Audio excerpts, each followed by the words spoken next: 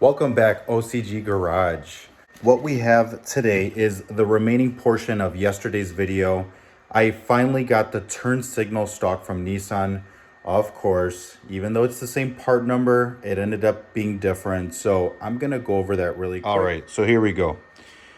Old one, new one. Obvious difference.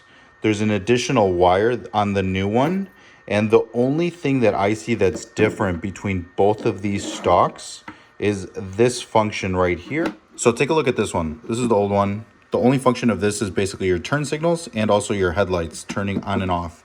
Now on this one, you see the difference? My busted ass shit didn't come with fog lights. I do not have a use for this. I think I'm still going to keep the stock just because if you look at the difference, it's day and night difference.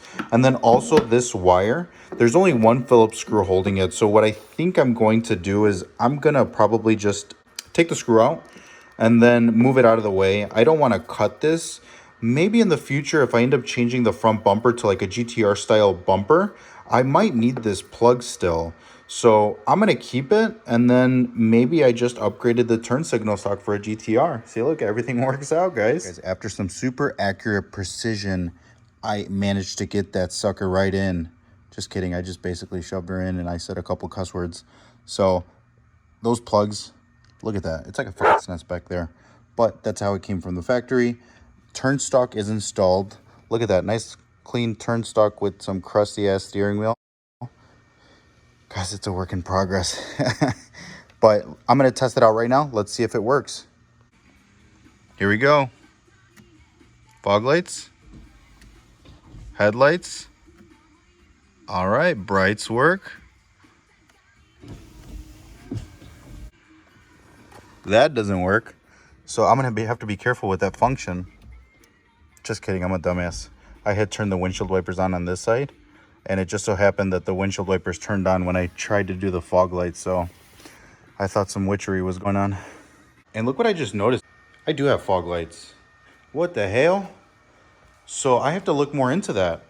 I did not see any sort of wiring back here that had nothing plugged into it. So that is very, very weird. Let me shut this off. So I looked through everything in here. And to be fair, it looks like a lot, but honestly, there's two plugs that go in the bottom. There's that yellowish looking plug, and then here's the plug that we're going to use for the boost gauge right here. Sorry for the crazy lighting, but man, maybe one of you guys can comment what you guys think. This is the first night that it's not 100 million degrees. I'm not exaggerating. It is 72 degrees. It's breezy. I'm honestly going to take full advantage of it. It is super nice out tonight, guys. Look at this project. A lot of people have been asking me, more people that I know, what's going on with this project. Guys, I spent so much time getting this together. This started off as a junkyard car. Me and my dad have put it together. That's a junkyard engine that's in it. If anybody knows, a 6.0, it's a LQ4 engine out of a junkyard box truck. We slapped a turbo on it. We basically made a whole entire turbo kit for it. So this, if you guys want to know what it is, it's called a vet cart. I will insert a picture of what it's going to look like once it's all done. The only thing that it's really missing is a tune. I just got really unmotivated with this project because every time I go to drive it, something else breaks on it, which it's understandable because, again, look at it. It is what it is. But I was just getting so frustrated. I just wanted to drive it. I wanted to enjoy it. And I have very limited time to work on cars. I'm the type of guy that when I start a project, I want to finish it. I want to get the immediate satisfaction of getting a project done. This car is like the complete opposite. This is like fix one thing and then three more things pop up. So kind of on the back burner.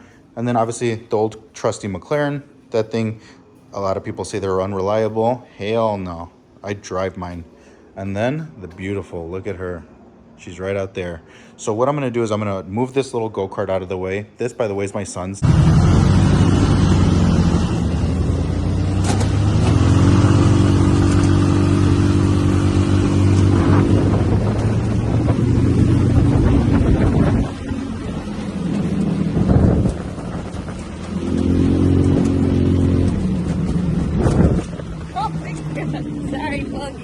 Short story, when we bought the house, it was a short sale and the guy had a bunch of toys. He was getting rid of 2 go-karts.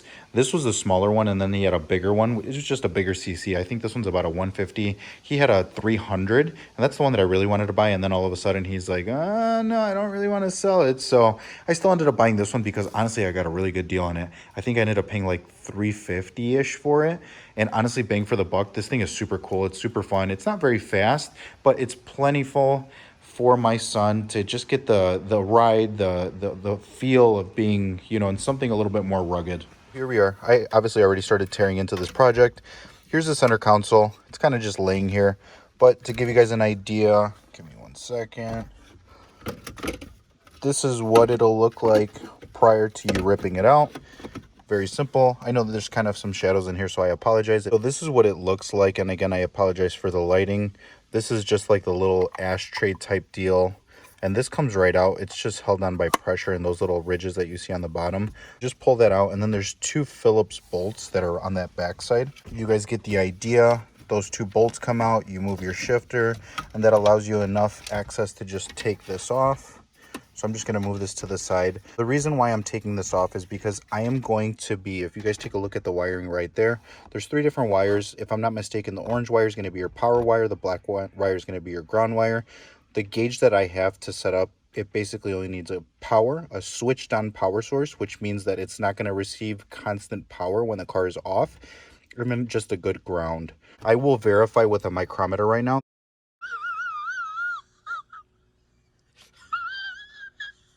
That's what I'm gonna do.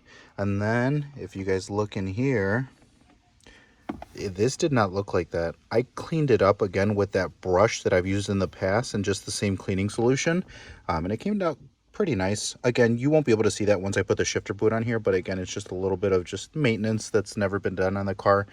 Another fun fact, so the car, the radio does not work. It only goes up to like 88.9 FM, which again, if you're in the United States, that's pretty much 0 radio stations. There's a CD that came in this, and it's a CD that's in Japanese, so obviously I can't understand anything, but that's all I listen to. And then if you look down here, again, I'm sorry for the lighting, this wire is for the antenna. So that would be culprit number 1 to me not having any radio stations. And then also there's something funky going on with the radio where I could turn up the volume and the volume stays at a constant. And then when I turn it all the way off, it's basically either on or off. So I have no clue. This might be like a problem with the actual radio itself, which it doesn't really matter. I plan on replacing it. But again, just another thing that I ended up finding out with this car. Guys, I'm laughing because I'm a dumbass. It's a multimeter, not a micrometer. Pretty funny. Again, I'm going to be testing the power with a multimeter, not a micrometer. I'll put a picture of what a micrometer is, but it's a little bit different than a multimeter or multimeter, whatever you want to call it. So as you guys can tell, 12 volts. All I'm doing is I'm probing both the positive and the negative. 12 volts, ignition is on. And then here we are, ignition off. Same thing. So easy way to test to make sure that you're not on a constant 12 volt source. All right, so you guys see what I'm doing here. This is the harness that goes to the gauge. So I ended up just taping up the 2 wires that I'm not going to be using. And then I'm using the positive and the negative cable. Hopefully that could focus in a little bit better. They give you these nice little connectors. So I ended up using those. If it was up to me, again, I have heat shrink wrap. I keep forgetting it at our cabin. I would put heat shrink wrap over this, but for now what I'm going to do is just put some good old electrical tape. Since I have to come back here to replace the radio, I will fix this later down the road. For now, I just want to make sure, obviously, it doesn't short out. It doesn't make contact with anything. But as you guys can tell, so I'm putting the negatives together, so the black, and then I'm just using these connectors to just close the circuit. So pretty simple, pretty self-explanatory. As soon as I wire this in, I'll have power at the other end. I'll hook up the gauge and then I'll just turn on the ignition just to make sure that it powers up before I do anything else. There it is, guys. I'm not going to say it's the cleanest install, but looks pretty dang good. Here we go, guys. Moment of truth. First startup. Look at that. She works. I want you guys to hear this music.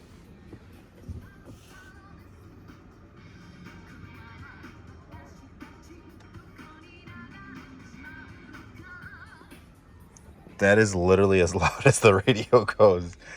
So that's for another project. There she is, guys. All installed. Obviously you could tell a little bit of a difference in the texture, but in person, very little difference. It actually looks really good, guys. The placement of it is perfect because there is still the factory wheel, which I plan on replacing. It kind of looks like it's in the way of the gauge, but I can live with it. It'll be a boost gauge that actually serves a purpose. The one that's on the dash, and honestly, it should just be used as a general rule of thumb. It's not even that accurate. So I'm super happy with how it turned out. I obviously still need to get the gauge in there, but I'll show you guys the finished product once I get everything done. That is the semi-finished product. You guys can see the gauge is sticking out a little bit again because I need to get the extender body for that, but that'll be the position. I like it. Put the accessory lights on. That looks fucking awesome. Success, guys. We are all done.